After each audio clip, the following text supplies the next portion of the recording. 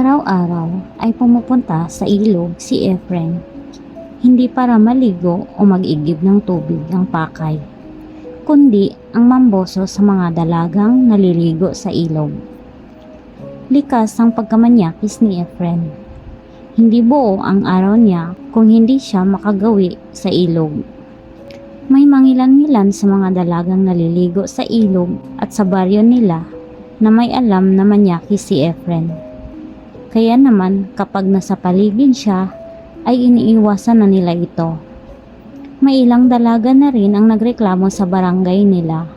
Ngunit wala naman silang ebidensya na binubusohan sila ni Efren. Kaya naman halos ang mga dalagang nakatira sa kanilang baryo ay sinusumpa siya na darating din ang araw na pagbabayaran ni Efren ang kanyang mga ginagawa.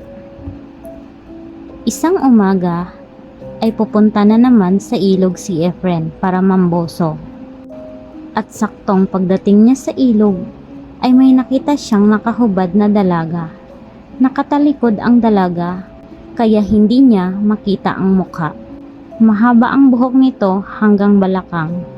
Maganda ang hubog ng katawan at maputi ito. Nakalusong ang kalahati ng katawan ng dalaga hanggang balakang. Kaya sigurado siyang may katangkaran ito. Naglalaway si Efren sa dalaga. Mga ilang minuto din niya itong pinagmamasdan. Nagsimula ng maligo ang dalaga, kaya naman ay nag-init ang katawan ni Efren at nabuhayan siya ng dugo. Dahil sa naramdamang sabik ni Efren sa dalaga, ay naisipan niya itong pagsamantalahan.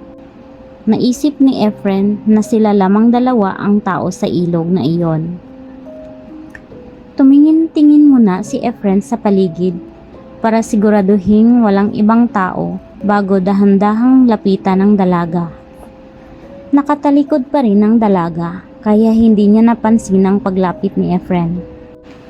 Nang nakalapit na si Efren ay yayakapin na sana niya ang dalaga at dalhin sa gilid para gawin ang kanina pa ay gawin niya na sana sa dalaga. Ngunit nang akma na sana niyang yakapin ang dalaga ay bigla itong humarap sa kanya at nagulat si Efren sa mukha ng dalaga. Napakapangit ng mukha ng dalaga, mukha itong impakta. Matalim ang mga ngipin, malalaki ang bunganga, mapupula ang mga malalaki nitong mata. Diwata pala ito ng ilog at ito rin ang tagabantay ng ilog na nililiguan nila. Bilang kabayaran sa lahat ng mga biktima ni Efren sa pamboboso niya, ay ito na ang kanyang karma. Nilublob siya ng diwata sa ilog hanggang siya ay mamatay. Nagtaka ang mga tao bakit hindi na nila nakikitang umuwi si Efren. Kinabukasan ay nakita na lang nila ang katawan ni Efren na palutang-lutang sa may mababaw na bahagi ng ilog at wala na itong buhay. The end.